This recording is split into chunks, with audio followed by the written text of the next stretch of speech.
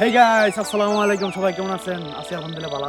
তো আজকে কয়েছি জানো, আমরা আছি আপনার সিলেট হবিগঞ্জ নবীগঞ্জ, যে জায়গায় আমরা কাজ করি। তো এক জায়গায় যাবো ঘুরতে, ঠিক আছে, চা বাগানো।